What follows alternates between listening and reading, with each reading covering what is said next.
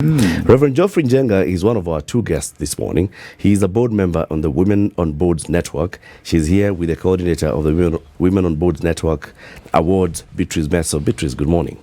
Good morning. Karibu sana to the hot seat of the situation. Asante sana. Karibu. You will tell us about these awards and Women on Boards and why Women on Boards is an important thing, you know?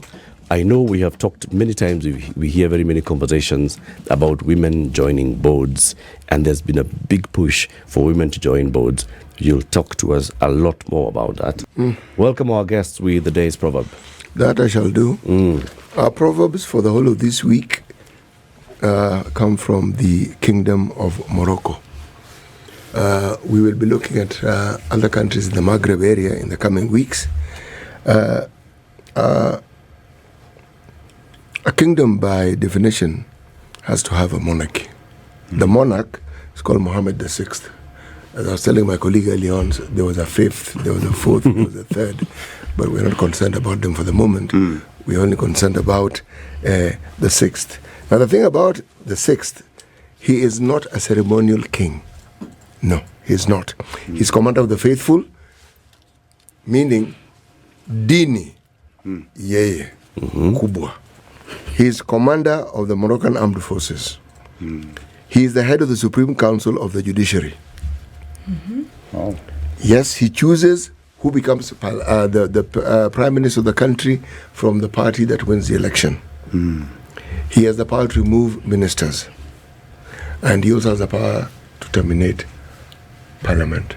Oh. I'm sure there are very many African presidents who would pray and wish for such powers. I can see that. You can see that. Yeah. Absolutely. And unfortunately, you'd need a monarchy. A democracy will just by definition, will not give you such powers. Right. Now the proverb. What is in the head of the camel is not what is in the head of the camel driver. What's in the head of the camel is not what's in the head of the camel driver. Beatrice, you laugh. What's your interpretation? Yeah. What does this proverb tell you? Is it? That what I have is not what you have, or not what you think. Yes. So One of us is clever than the other. okay, so in this case, Reverend, are you the camel driver or are you the camel? Certainly not a camel.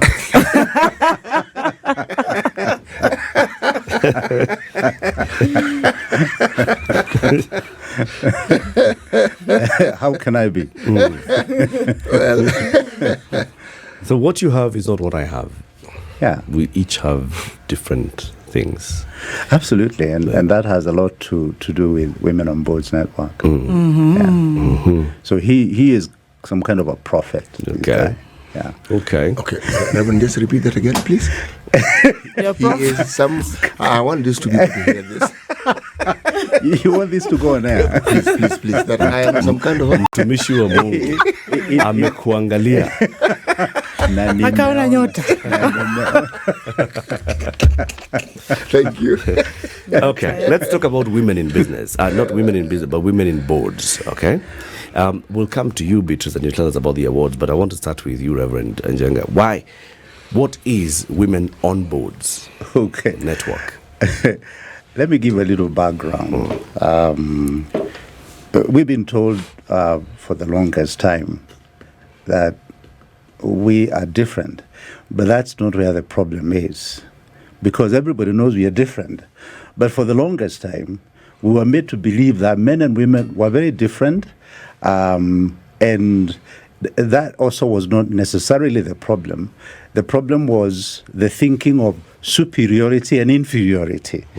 Like I said, many people are made to believe that male and female cannot have equal capacity to do things. And for that reason, the tendency has been, even in antiquity, to push the women down as men promoted themselves. And that has created a lot of problems the world over for ages past.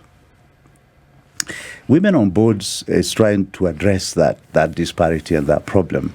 And we believe very strongly that's a fallacy, that you don't have some who are better than others. You may have some physical characteristics which are different, we agree, and should be different, but it does not in any way suggest that one is superior, the other one is inferior, which means what?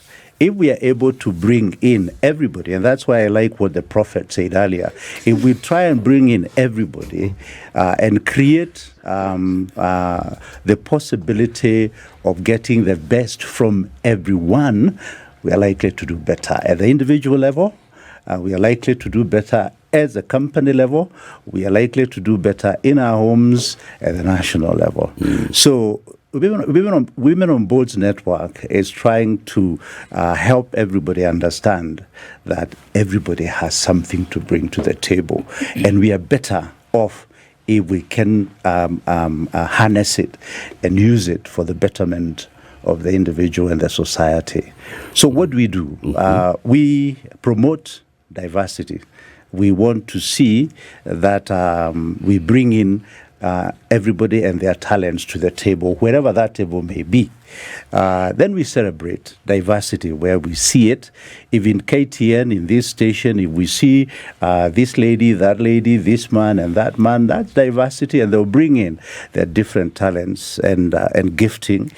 And we also drive inclusivity. We want to see as many as possible come to the table. That in a snapshot is what Women on Boards Network is all about. You must have been born because many of you observed a big problem. You looked at boards and you felt that they didn't have enough representation of women. Yes. How bad was the situation when women? Has been bad. It's not possible for me to talk statistics, but in the last 10 years, 15 years, the situation is improving.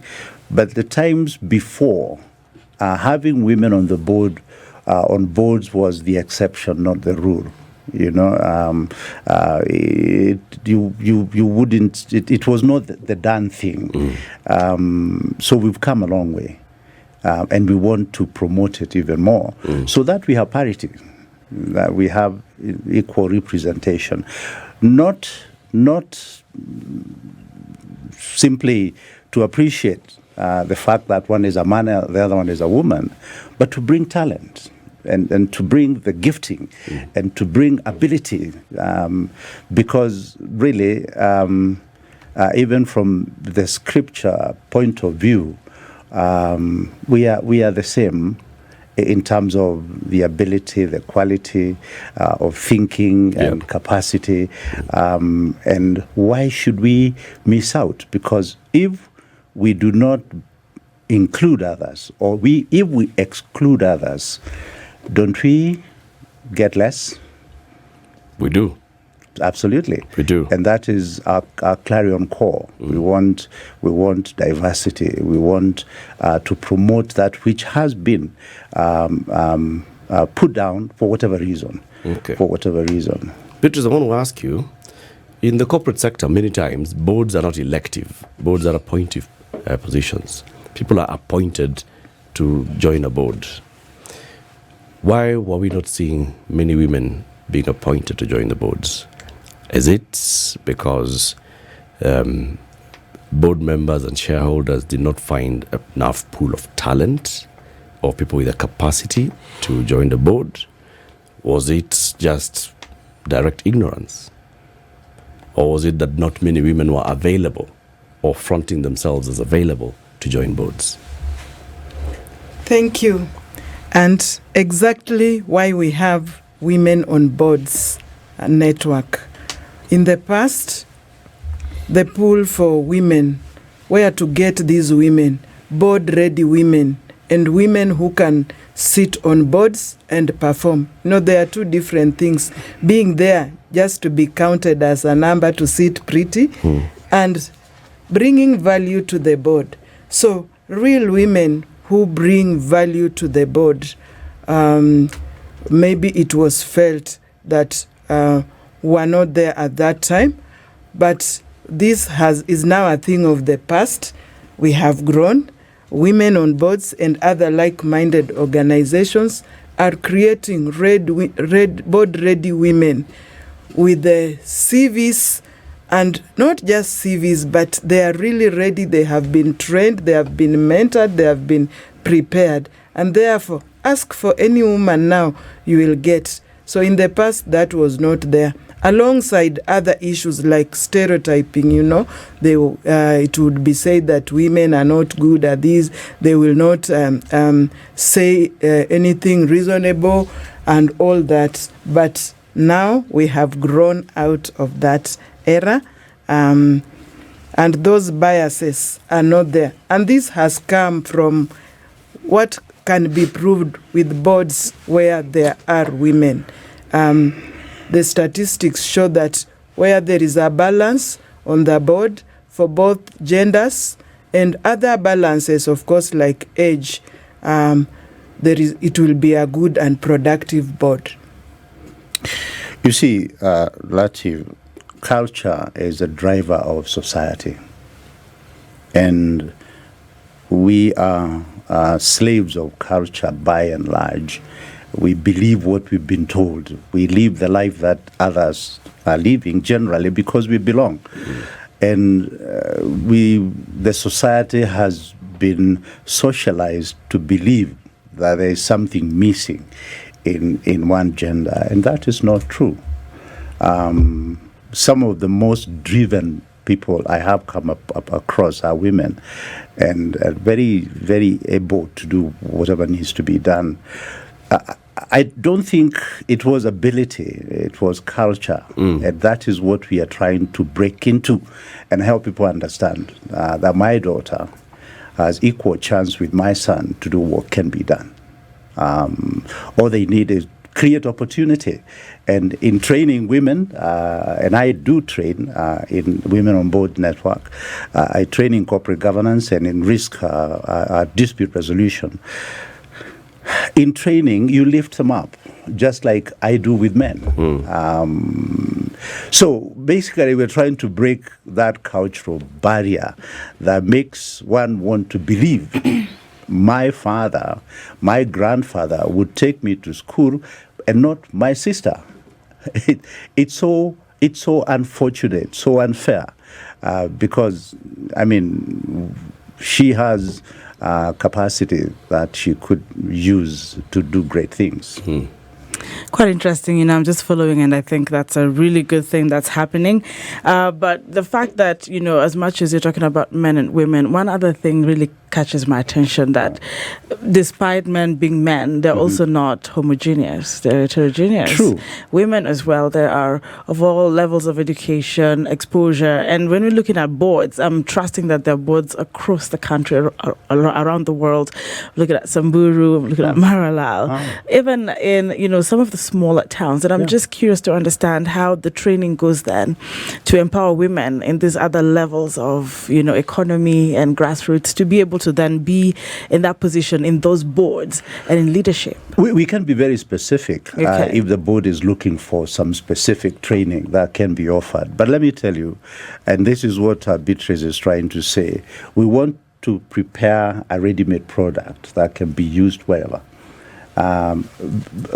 Board leadership or talking about board position is really about leadership. Yes. And you need to be prepared to lead. You need to be well prepared to lead. And that's what we are preparing. We want to help you to know how to navigate the life in the board. And it is not a brainer. It is not witchcraft. I'm told witchcraft is very complicated, and I don't want to get in there. Yes. Because the prophet may know more about that than myself. But it is helping someone to gain the skills. So whether they are serving in Maralal or Turkana or in New York or wherever they may be, they will have the skills to not only navigate the nuances of being on the board, but also be productive, which is what I'm looking for. So when you talk about the training, this is where now the question comes in. What is it that you actually train in? Details. What is it that you want people to understand about being in the board? What is it that you want them to understand about service delivery if you're on the board? If you are to, and I know you haven't tried this, I would suggest you do. If you were to drive a matatu, you'd have to be a type of a person to do that business. It requires you to be a matatu, a Kenyan matatu driver. You look like you cannot survive there, but you need to be the type of a person. Anybody serving on the board would need to know the basic things. What are they looking for? Do you have the right training? If you're talking about a certain sector, do you have what it takes to serve in that sector? If you don't, we will encourage you then to be trained in that sector to be able to fit in. Do you understand how a board operates? The etiquette of being on the board, we would help you to do that. And that's why we would train on things like corporate governance. How is leadership? How do you manage yourself? How do you manage a company? Should you become the board chair? Conflict resolution management. I tell them when I teach them that it is possible that your future, your fate in the corporate world will be dependent on your ability to resolve conflicts, because they're inevitable wherever you may be. And how you handle that is going to determine whether you survive. And a few other areas which I would want Beatrice to talk about, the areas we train on, specific areas on the board. So do you focus on the corporate world, or is it in the public? Because the public arena also has boards. Yes. First, leadership is leadership wherever. So before I become very specific, sector specific, I would want to help someone to be at a level where indeed they have the ingredients of leadership. What is it that we are looking for? And then you can then choose to go public, you can go to private sector, you can go to Christian religious sector, whichever other sector one may want to go to. But one has to have the basic skills of leadership, because leadership is leadership wherever you may be. Yes, basic skills indeed to put you on the board you must have. And as Reverend has mentioned, corporate governance is key, because for you to be in a board, you have to have knowledge on corporate governance. And therefore, Women on Board trains on corporate governance. And then there is a workshop, an intense workshop on board profiling. How you just create your profile, and you learn everything about the board, what is expected of you in the board, beginning to from how you even present yourself, how you make yourself have that executive presence in the board, so that people will not be saying, oh, there is a lady there, go and serve us tea, you know. Or yes, do the prayer. Prayer is not bad, but there are some roles which are reserved for ladies in the board. So how do we get out of that and just make your presence there, and everybody sees you as any other person, or even better, the other person. And then, of course, there is mentoring.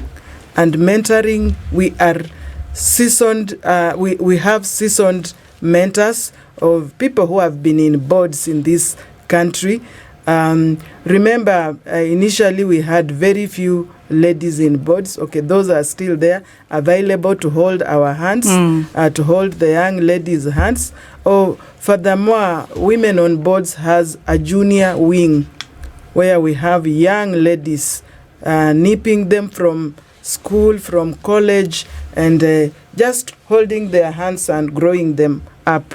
So we have that mentorship. So that is also part of learning. There is an intense 6-month program of mentorship. By the time a young woman goes through this, they have had a lot of experience. Okay. Our mentors are of both genders. Oh, and by the way, when we say women on boards, and that's why we have Rev here, he's a man, but he is on the women on boards is one of those championing. And when I come to talk about awards, you will see what we have for men also. Men who champion the women's cause. So there are various trainings abroad and even locally. There is the Global Women on Boards program. Just imagine, this is a program with where Women on Boards Network Kenya has partnered with the others in Europe, Asia, and it's a broad program. So by the time you actually go through that, you have all the skills that you need to sit on a board. Very good. We also, in doing all these things, we also want to open up the horizon to help people know that there's much more out there than what we know. Oftentimes, where I come from, the saying, and I don't know whether the prophet would know it, that somebody thinks it's only their mother who cooks best. Now, I don't know how I can put that to him, but we will try after this. One who does not travel thinks that it's only their mother who cooks better. No. We want our women to know what the world is doing out there. It's much more than we have been able to give them. Opening that horizon is very, very important. It's a big one. And supporting them to know that there is much, much, much more. Beatrice, so from what you've said in the past half, there's need for you to train, and you've been training so that you can have a bigger pool of board-ready women. Now, the assumption here is that because boards were previously just dominated by men, that there was a big pool of board-ready men. Is that true? Were the men on boards really board-ready? I can't speak for them, but I think they were not. They were... I could say we were at par, but because they were men, they got it. But these days, I know they are trying. No, nice. Yes. So if we look at the number of, for example, women that you champion to join boards, and you look at the people that you've trained, Reverend, who have gone through training, who have been sensitized on how to sit on a board, how to guide a board, if you become board chair, if you're chairing a committee of the board, and how you are, and how they are performing vis-a-vis their male counterparts who haven't gone through this training. I mean, there was no training for men on boards. Are they better? Latiff, the reason I went to school is to be grown into something, to be groomed into something. There is value in training. There is value in gaining skills. And whether we are talking about men or women, there is a lot of good in training someone. If you pick the same character like me from the village and put us in the same place, that guy does not have necessarily a lower thinking capacity, but we are exposed to very different life.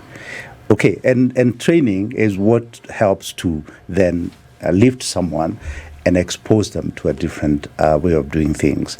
So I wouldn't, and this is really what celebrating diversity is about. We are different, but not strange.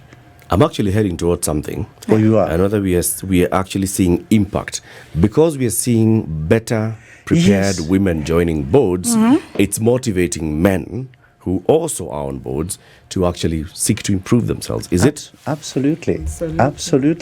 And that's good. If you want to use the word competition, that's a good thing to do.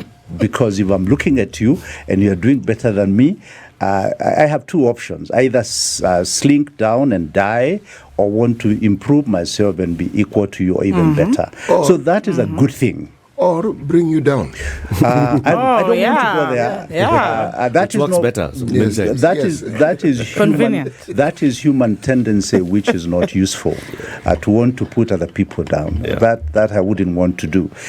And by the way, that's an important point, Latiff, and the prophet.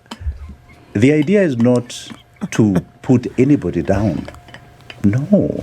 The idea is to promote everybody so that then we all can be. Because if you have one and not the other, we are losers. We are losing. All of us. The idea is to promote everybody so that we bring the value that we all have to the table. Accepting that we are different, and different we must remain. And to ask both of you an unfair question. What's that? Well, you train people, they are board ready. Yeah. How then do you measure the success of the boards vis-a-vis the contribution that they make? Well, that would be the other end, and I don't have that opportunity to go to the board and see what they are doing. But because I serve on boards, I can tell when somebody is well prepared and trained. They contribute better, they do better. And if you talk about women who've been downtrodden, training obviously gives them confidence, and you can see they're becoming more and more confident. In fact, together with that, we get a lot of feedback from where we have sent people, and they even come and say, tell our members where you came from. Are there other members? So there are boards who come and look from our pool. That is because the women who have come from there have done well, have brought a lot of value to their boards because of the training they underwent. Yeah, I just want to throw in something. I was going through a few things here, and there's a word by Ben Taylor. It's just something that Reverend has said. You are creating who you are daily. But that growth is also appreciated somewhat. And I'm just really curious. I know Siti's going to say something shortly, but on the awarding program and just how men are coming in, because he said we don't have to put you down. But basically, if you sit with young men, I'm a young lady, they feel, majority that I've interacted with, feel that what Reverend is saying here is not actually what's happening on the ground.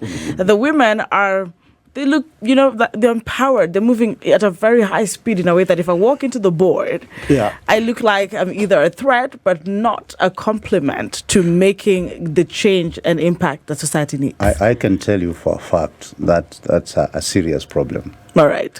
It's a serious problem, particularly among men who are not able to deal with empowered women. And I do mediation in marital space, and I have seen how difficult it is for some men to understand they are not dealing. This is a young woman, my wife, not my grandmother. That's a serious crisis, and we need to help men understand, even as we promote women, that they are not bringing competition. Okay. They are bringing talent. And I do not know, I can see why the young men are feeling threatened, because they were made to believe from the beginning, many years back, that they are better. Not necessarily. Some of the most foolish people I've come upon are men. Perhaps, and in some cases, married to some brilliant women. And he has absolutely nothing to lose by, promoting these women, because in any case, they belong together. So I would want to help men understand, one, they are dealing with a totally different brand of a woman. She's been to school, she works, she earns money. If you drive, she drives. If you're leading people, she's leading people. And men simply need to calm down and understand this is the reality we have to deal with. Are we together? Yeah, they need to calm down. We are joining the boards. Let's talk about the awards. What are these awards about? Yes, as Women on Boards Network, we are thrilled to present our 4th edition of Women on Boards Awards. This will be happening on 22nd of November 2024 at Carnival Grounds, Simba Saloon, from 6 p.m. till late. It's the 4th edition because we started in 2021. We've done 2022 and 2023, and this is now the 4th time. The past 3 have been a huge success, and this one is going to be even bigger and better. Now, I have talked, Reverend has talked about what Women on Boards Network stands for and how they are trying to bring up women. This is an organization which started in 2014. In 2020, 2021, they thought, we've been championing this. How about people who have who are championing our cause. Let us recognize them. And therefore, this award seeks to recognize and award individuals and organizations and initiatives that have made contributions, significant contributions in gender diversity and just inclusivity on boards. And therefore, these awards are about recognizing such people. There are several categories of awards. We opened the nominations earlier in the year, in April, and they closed in September for people to walk in and nominate themselves or get nominated for various categories. There actually are 10 categories. Woman on board, that's a director, a woman chairperson, an organization of the year, and several individuals. But the ones I want to talk about most are, there is one for the rising star. This is a young lady. Somebody talked of Samburu Marlal. People, young ladies from there who are doing wonders, inspiring other young ladies, anti-FGM campaigns, menstrual health, education. And so these are rising stars, and in the future, you are going to see them. Actually, the ones we awarded in the past 3 years are already doing wonders. We have another category for the woman empowering grassroots women. Again, grassroots women are women in those areas. You know, they are people who have helped women financially. You know, a woman in the rural area who is crisscrossing ridges and valleys, empowering other women. Maybe they don't even have the comfort of a car, or even the terrain will not allow. So we recognize such, and I take that to be a very special category. And then we have the male champion of women agenda. And these are men, men who have held women's hands to help them rise up on boards. And there are quite a number. Actually, we thought of this category because when women were giving their stories, how they got where they are, many of them mentioned, if it were not for so and so, I would not be here. So we want to recognize such men. We have always recognized them in the past 3 categories and the past 3 editions of our awards. And finally, we have a category which I hold very dear called Lifetime Achievement. Lifetime Achievement is for the old ladies who were there before us, our mothers, our elder sisters who were there. They did it. They were trailblazers. They ventured in areas where women were not going, in the fields of education, in in various fields, in banking. The other year we had Mrs. Mary Okoh winning the award for that because of her initiative. She was the first woman banker. So that is a category we hold very dear, and this year we are going to have that also. So apart from Mary Okoh, who are the other 2 inductees into this Lifetime Achievement? Lifetime Achievement, it is a category that was last introduced. Was recently so this introduced. Is now the second edition. But just to say that we had Mudhoni Lekimani and Edda Gashukia. You can see the kind of material they are made of. So this category of, the big names, yes. This category of Lifetime Achievement, we always look forward to it. We have the other, in total we have 10 categories for organizations and for individuals. And those particular ones I have mentioned really stand out. How do you pick nominees?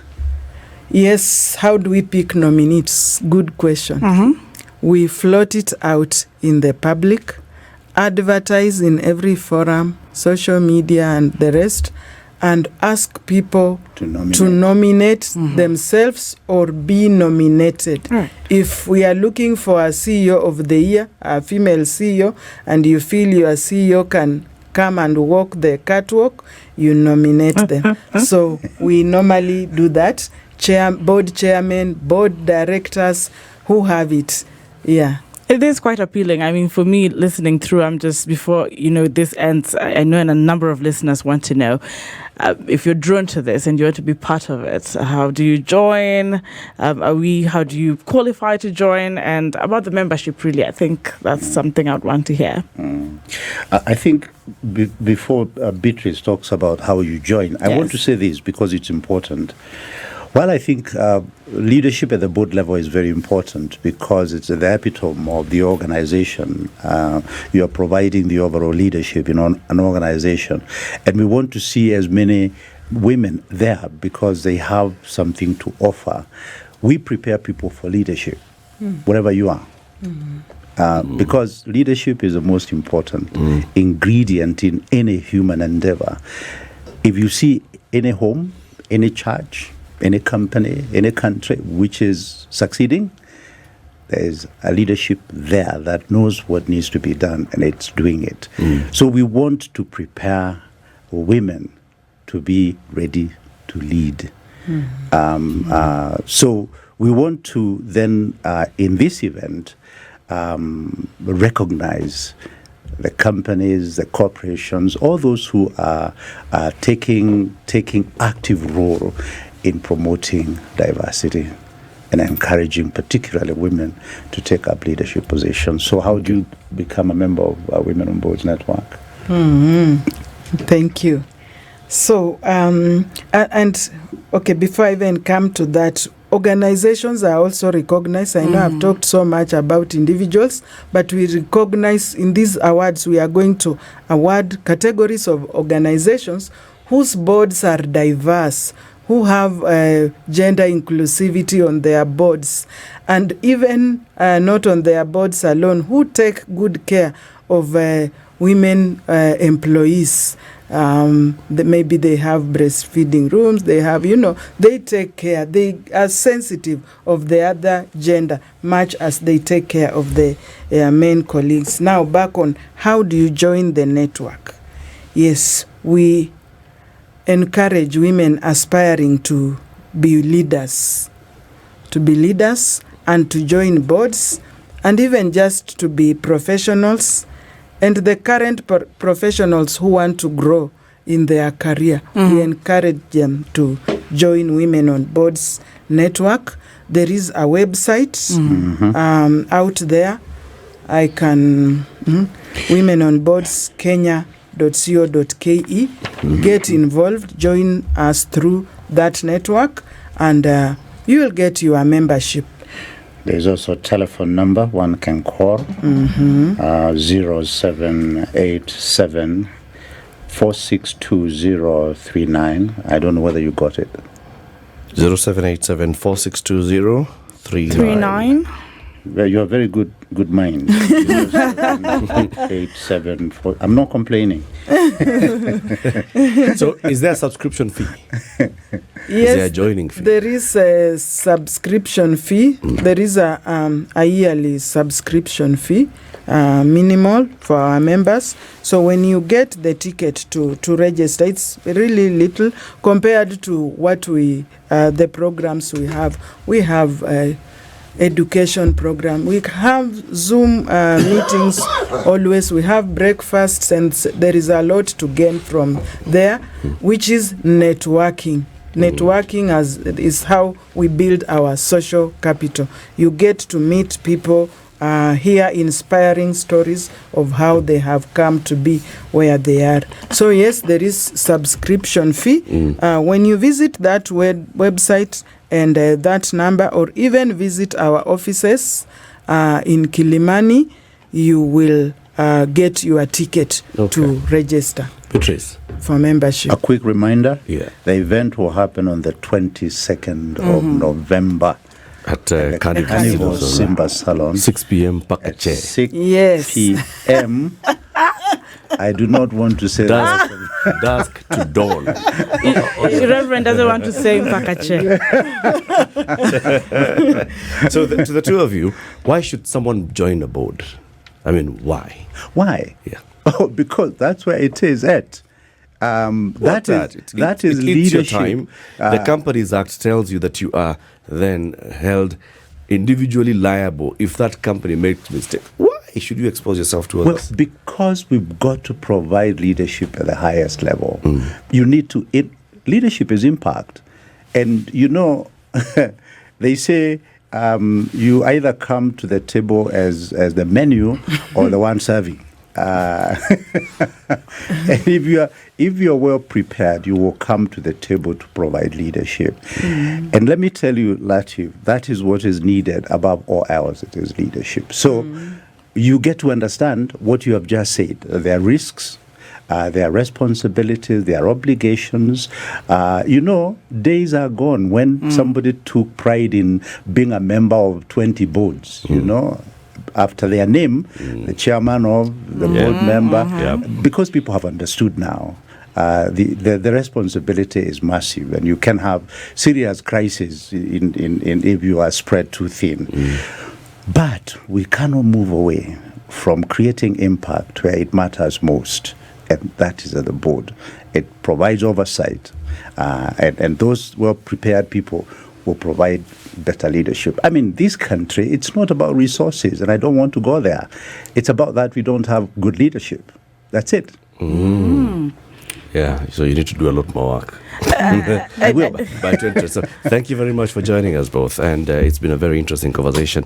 We've been having a conversation with the Reverend Geoffrey Njenga, who's a member of the board of the Women on Boards Network, and Beatrice Meso, who is coordinating this year's Women on Boards Networks Awards to take place on the 22nd of November at Carnival Simba Salon from 6 p.m. It's the fourth edition of these awards. They'll be looking at various categories and recognizing and celebrating those who are doing well in various leadership positions, and even the corporations that have decided, you know what, we have to talk and act inclusivity. This is the Situation Room, the only way to start your day.